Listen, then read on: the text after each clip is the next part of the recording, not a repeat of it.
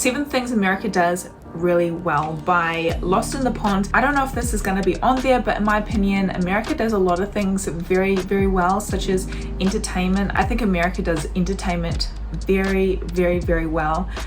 Sport, very good at sport events, very, very talented athletes. So yeah, I'm intrigued to see what else is on this list. Let me know what you guys think down below and if you agree with this video or disagree. But without any further ado, let's get into the video. It feels like you're living the dream while also escaping the feds. What?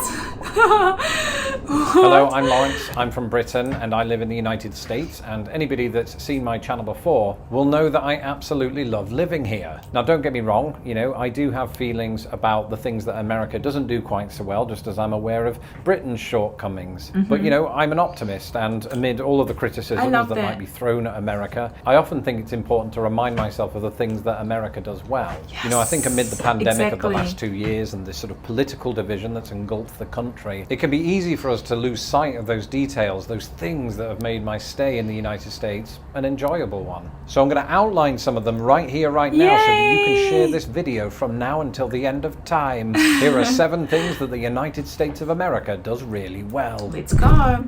Yes, it's a little bit of a cliche because, you know, everybody loves pizza. Even back in Britain, we like pizza, just not as much as we do in America. You know, I lived in Britain for 26 years. I've lived in America for 14, and I've probably had 100 times more pizzas since moving here. And on the whole, America does them really well. I'm sure the Italians won't thank me for saying that, and I'll caveat that by saying I do also love Italian pizza. I had the best pizza from Domino's in the USA once. But America has many different styles. And of course, I live in Chicago, so I am living in the place where one of its most famous pizzas was born. And if I'm in the mood and I haven't eaten in 3 days, a Chicago deep dish pizza. I've never had Chicago deep dish. But, and this is the reason that I don't go out onto the streets of Chicago anymore, I actually prefer the Detroit style. I know, because the thing is with Detroit style, it's like Hufflepuff.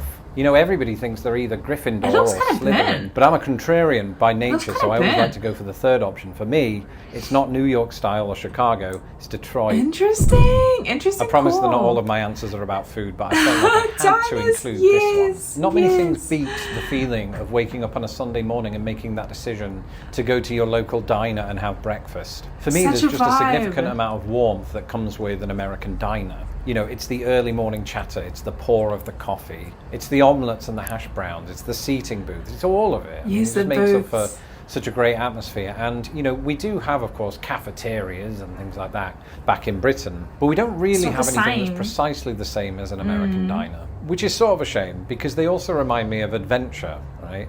I always think of 2 film characters meeting in secret to plot the overthrow of the villain who's come to annihilate the city. At the diner. I mean, that's why I go to diners.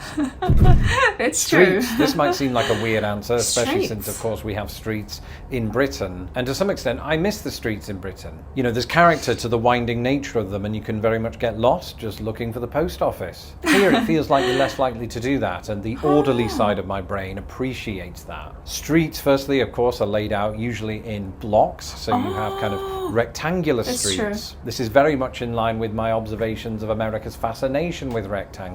But it's not just that, right? It's the things that are on the street. Those fire hydrants that you see in the movies, it turns out they're real. And the house numbers seem to go on forever. It almost seemed peculiar back in Britain if the house number went into 4 digits. I don't know that I've had an American address that's had fewer than 3. Are there any Americans that live at, you know, number 4 Washington Street? That's actually really true. Streets as well. They're all named after presidents or places in America or types of tree. And I just love that continuity. I love saying things like, I'll meet you on the corner of Maplewood and Jefferson in 5. And there are always people walking their dogs on these streets, and they're usually super polite, and they'll look you in the eye and say, good morning. It's afternoon. I really couldn't have made this list without including entertainment. I mean, obviously that's quite a broad term, but I think in general terms, very few countries do entertainment like the United States. I totally agree. I mean, America produces so much entertainment. You could be talking about music, television, film, and in each of those there's just such a vast array of output. Now, don't get me wrong, some of it's crap. But when they get it right, which historically has been often, you end up with The Wizard of Oz, you end up with Star Wars, you end up with the Marvel franchise, Quantum Leap. I could go on, wrestling. Wrestling. You know, I thought about including this theme under entertainment, but it parks. seems as though theme parks deserve their own entry. Let's go. That was a pun on entering a theme park. Now, over the years, Britain has had its fair share of theme parks, from Alton Towers to Flamingo Land to the M25, but America just has more of them. And of course, I think everybody knows about Disneyland and Disney World and Universal Studios. I've only been to Universal and Disney. But after moving here, I realised, much to my intense happiness, that theme parks aren't just reserved for Florida and California. They can actually be found in many states. I think the first one I went to was Kings Island, just outside of Cincinnati. And I also went to Holiday World in Santa Claus, Indiana. And Never yes, heard of that's a real place. And the strange thing is, I didn't go on many of the roller coasters because I have this overwhelming feeling that we're going to crash. So you might be thinking, what do you even get out of theme parks? And to me, it's the atmosphere. It's the balloons. It's the movie scores that play throughout the entire place. It's the hot summer days. You know, it's the interns dressed in a Yogi Bear costume. Come to think of it, that must be hell in July. But for the rest of us, it's great to meet Yogi and friends. People who watch this channel regularly know that I absolutely love parks, partly for the opposite reason that I love theme parks, which, now that I've said that out loud, I've just realised that theme parks are themselves parks. Anyway, the point is, it's the relative absence of people that makes them so enjoyable. This was even the case for me when I lived in Britain, where we have a boatload of parks, some of which have boats. But just like with theme parks, America has way more of them, and some of them are absolutely massive. There's one in Alaska that is larger than Northern Ireland and Wales combined. In fact, back in the day, I did a video about US national parks that absolutely dwarf their UK equivalents. Oh, we're talking about national parks. I'll link to that at the end of this video. And there's sort of a hierarchy of parks here as well. You've got the sort of local municipal parks, you've got state parks, you've got national parks. Spoil for choice, because the United States is made up of a very diverse terrain. So you've got the hot springs at Yellowstone National Park, you've got the tree-laden mountains of Great Smoky Mountains National Park, you've got the Grand Canyon, and just 100 million other places. That is an exaggeration. 100 million. And of course, you could fly to these places, although not directly. You'd have to go to an airport. But really, let's be honest, does that beat a good old American road trip? I don't think so. My dream. I love the open road in the US, and you know, some of that comes from the movies. Again, it's just like with the diner. It feels like you're living the dream while also escaping the feds. And you just stick on Billy Joel or something cool, you wind down the window and you just hit the gas, man.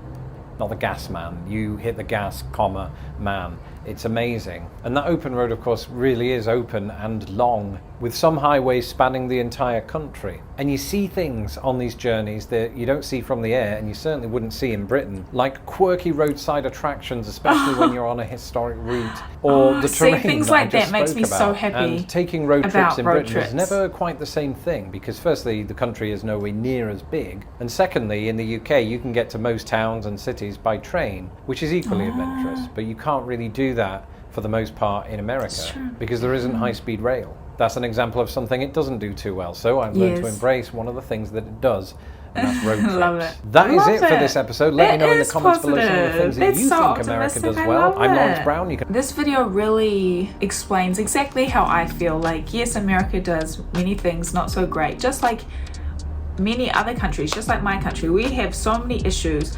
but unfortunately for America, it is the world leader, so it gets into the spotlight about basically everything bad about the country. So I think it's so important to still remember the amazing things about America. Like, there's so many amazing things about America, and the people as well, like just everyday Americans. Most Americans that I meet are some of the best people I've ever met, just so friendly and so open. And yeah, I just think a lot of the ugliness of America is in the media, and we need to, well, in my opinion, we need to be reminded of the really good things about the States, right? And I knew that entertainment was gonna be on there for sure. I didn't actually think about the movie part though. He touched on the movies. I wasn't even thinking of the movies. I was thinking about like the sports games and the concerts and the festivals and rodeo, you know, basically sports, to be honest. So many amazing sporting events that they do extremely well, and I love it. I love it. Oh my goodness. I've been to 2 baseball games in the States before. That's the only sports game that I've been to in the States, and I couldn't believe it. I could not believe it. It was just so entertaining. Oh, it was just the best. Like, we just don't get on that level down here in New Zealand. Just America just does it different, you know, does it so much better. Oh, it's just so cool. It's just so cool, like, having a list like this, because this is how I feel as well. All these good things. Pizza. Okay, let me tell you about this pizza story. I know it's Domino's, right? It's Domino's, but I have never stopped thinking about this Domino's pizza that I had. It was in downtown LA, of all places. Domino's pizza, downtown LA. It was the best pizza I've ever eaten. I don't know what was in it. Well, it was cheese pizza, but it was just heaven on earth. I still can't get over it. Maybe one day I'll go back to that exact same Domino's, or I'll just leave it because I might get disappointed if I try it again. I should just leave the memory the way that it is. But oh my goodness, it was so good. I've never had Detroit style pizza before, but it kind of looked a little bit burnt on this one. So I don't know, do you guys like Detroit style pizza? Guys, thank you so much for watching with me today. Subscribe to the channel if you haven't already. And by the way, if you didn't know, some people still don't know, but I live stream on Twitch 4 times a week at 8 p.m. USA Eastern time. So if you would like to drop by, I would love to see you in the chat. We definitely have a lot of fun over there, guys. Thank you so much again, and I'll see you all in my next video. Bye, guys. Help me forget that this world is so cold. I don't even know what I'm chasing no more. Tell me what I want, let's keep searching on.